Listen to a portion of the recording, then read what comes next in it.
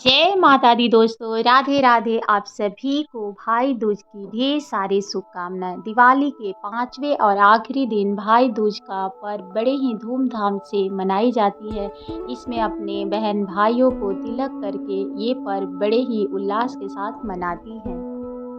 बहुत से जगहों पर इसे यम द्वितीया के नाम से भी जाना जाता है। भाई दूज के दिन बहन अपने भाई को तिलक लगाती है, उन्हें अपने हाथों का बना खाना खिलाती है और उनके मंगल कामना की और लंबी आयु की पूरे मन से कामना करती है। इसलिए भाई दूज को हम बड़े ही मन और उल्लास के साथ मनाते हैं और भाइयों के प्रति बहनों की श्रद्धा विश्वास का प्रतीक भी मानते हैं। और त्यौहार कार्तिक मास के शुक्ल पक्ष की द्वितीया तिथि को यानी कि आज भाई दूज है। भाई दूज को यम द्वितीया के नाम से भी जाना जाता है और इसके पीछे एक पौराणिक कथा भी है, जो कि सुनने मात्र से यम देव जो है वो प्रसन्न हो जाते हैं और तब जो भी अकाल मृत्यु से भय नहीं होता और उनको पूर्ण आशीर्वाद और घर संसार उनका भरा रहता है। यह कहा जाता है कि अगर भाई दूज आप मनाते हैं तो भाई दूज की व्रत कथा अवश्य सुननी चाहिए।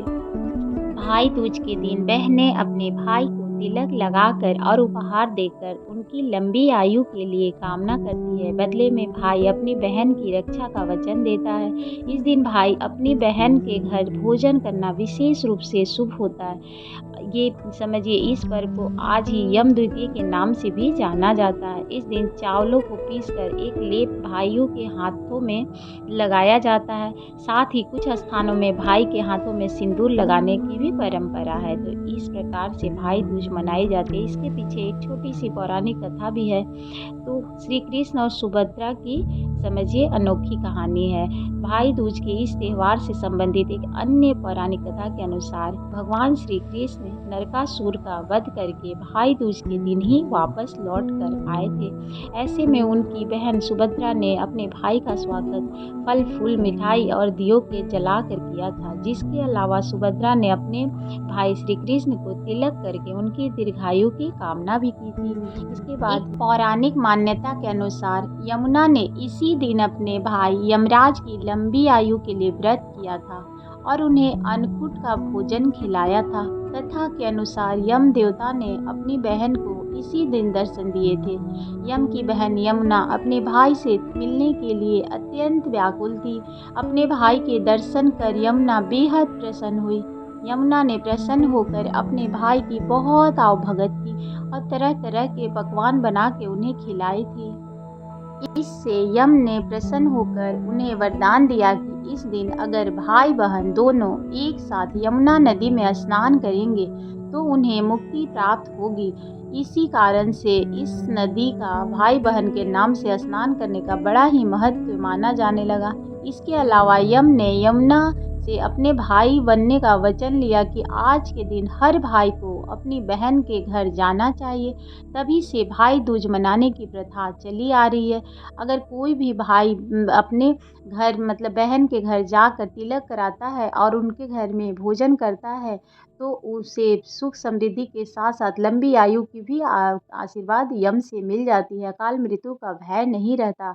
तो आज के दिन बहन अब तरह तरह के पकवान बना के अपने भाइयों के लिए रखती है और भाई आके उनसे तिलक कराकर और भोजन करते हैं और धागा बांधने का भी रिवाज है। बहुत जगह सब जगह अलग अलग रिवाज है। तो भाई दूज इसी कारण से प्रसिद्ध हुआ और यमराज की तिलक लगवाने से ही भाई दूज प्रचलित हो गया। तो ये इस पौराणिक कथा को सुनने मात्र से भी यमराज की आशीर्वाद सभी को प्राप्त हो जाती है। तो आज के दिन भाई जो होते हैं अपनी बहन घर जरूर जाकर तिलक कराकर मौली का धागा अपने हाथों में बंधवाते हैं और उनका आशीर्वाद पाते हैं। तो देखिए, अगर आपके भाई हैं आप बहन हैं तो ज़रूर आपको जाना चाहिए और जिनके नहीं भी हैं तो मान लीजिए उनके चचेरे ममेरे मौसेरे जो भी हो उनको ही तिलक करना चाहिए, उन्हीं से बंधवाना चाहिए। तो भाई बहन का ये पर्व आखिरी दिन पड़ती है, दीपावली के आखिरी दिन, जो कि बड़े ही धूमधाम से मनाई जाती है। और सुबह से ही बहन अपने भाइयों के लिए तरह तरह के पकवान बनाती है, उन्हें खिलाती है, या तो फिर बहन भी भाई के घर चली जाती है। तो ऐसा रिवाज हमारे हिंदू धर्म में चलते आ रही है।